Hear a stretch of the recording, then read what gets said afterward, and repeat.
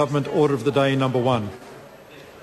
Government Notice of Motion number 5. The Honourable Simon Powell.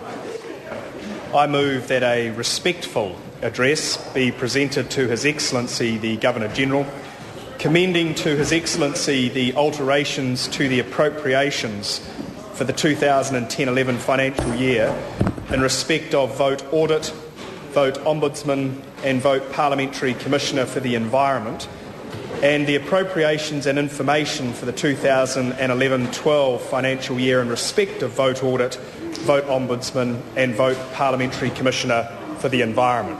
Mr. Speaker, Simon Powell. Mr. Speaker, in order to maintain the independence of the three offices of Parliament, the Public Finance Act 1989 provides for funding for the Office of the Controller and Auditor-General, the Office of the Ombudsman and the Parliamentary Commissioner for the Environment to be determined by Parliament through the Officers of Parliament Committee.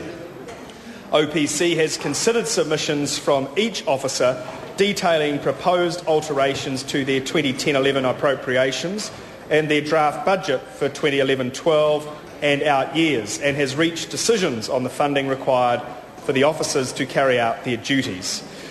Mr. Speaker, the details for each vote are set out in the OPC report presented to the House on 30 March 2011. Each of the three votes is to be increased in accordance with the Remuneration Authority's determination.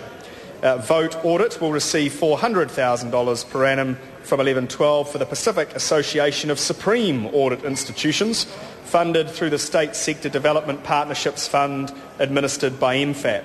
This will be focused on completing a Pacific Islands Forum program to develop the capacity of Auditors General in the Pacific. Vote Audit will also receive a capital injection of $2.2 million in 11-12 to bring together the Office of the Auditor-General and Audit New Zealand in one location.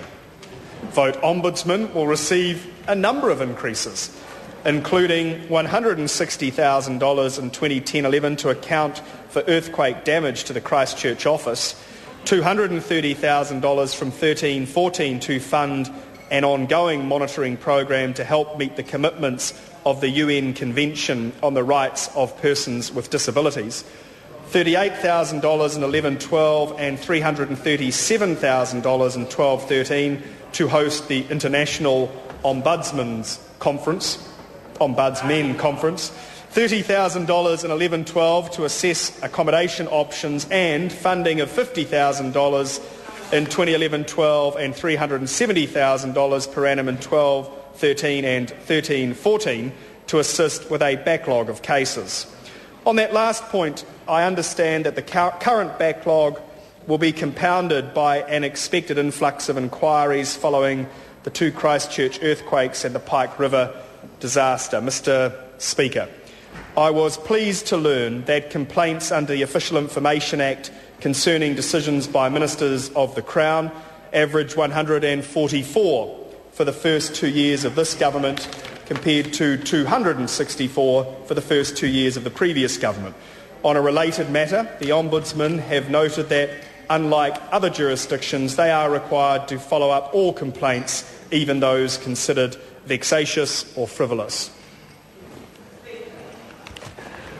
I call the Honourable